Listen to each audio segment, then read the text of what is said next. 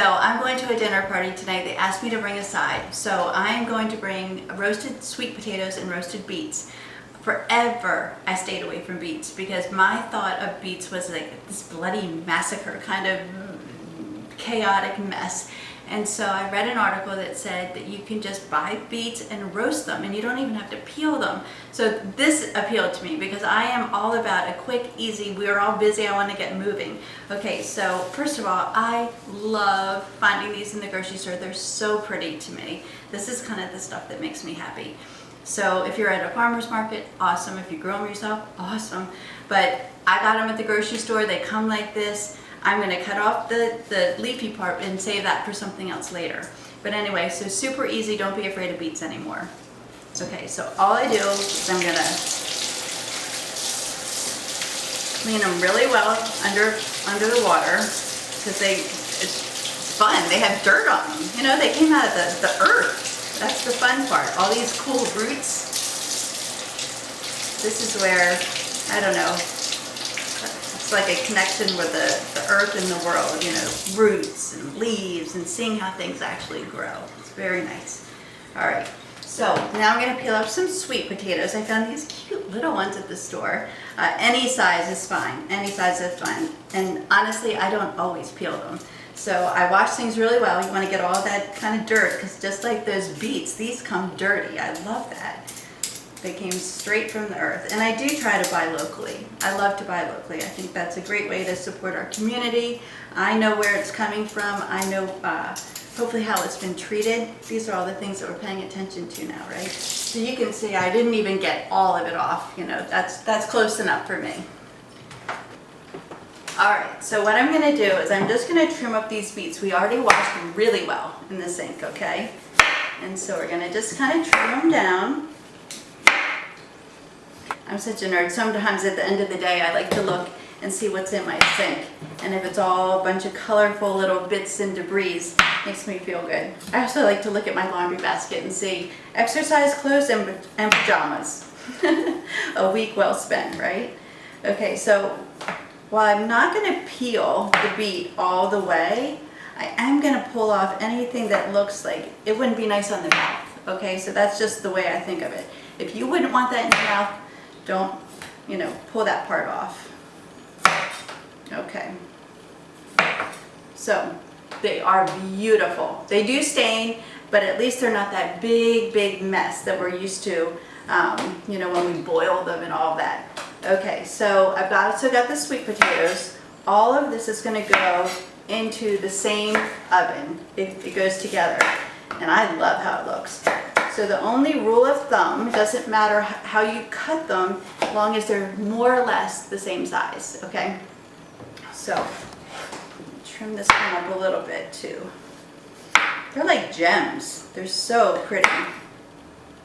Okay, so I've got the beets kind of peeled up and I've got everything cut up, and what I'm going to do is I'm going to go ahead and put it all in a bowl. And already it's so pretty, right? I'm going to put a little olive oil on it. I love the flavor of thyme with root vegetables, so I'm going to put a little thyme. You can use whatever you want. You don't have to use any herb at all. Rosemary, thyme, all of those are really nice with root vegetables. A little bit of salt, a little bit of pepper, and just toss those up, and then I'm going to put them on a sheet pan and I'm going to roast them at 425. The recipe's down below. Okay. Alright, so we've got our roasted sweet potatoes and the beets, and so they're beautiful. I'm going to make a little orange vinaigrette to go on. Okay, the flavor of orange and beet and sweet potato is really good. So I'm going to do the zest. You all know I love the zest. And a lot of times if I have an orange open, when the beets first come out of the oven and they're hot, I'll just squeeze a little bit of orange juice right on them because they kind of absorb it then.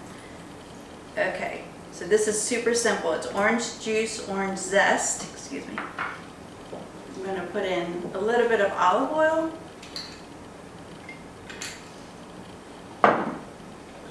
Salt and pepper. Alright, That goes right over the beets and the sweet potatoes. And then the part that makes it really nice is I'm going to put in some basil.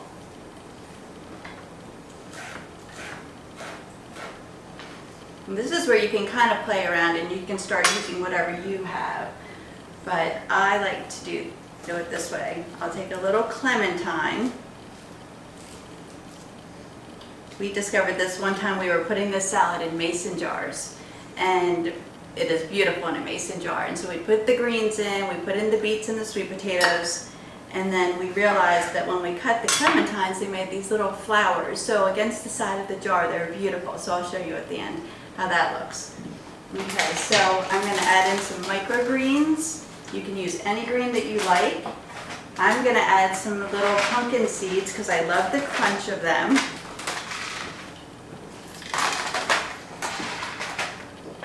And so I'm going to kind of toss that around. I'm going to show you what it looks like.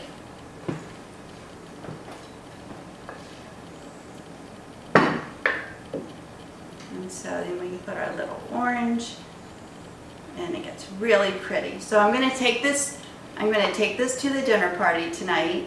It's going to be a really pretty, really unusual side. It's healthy, it's colorful.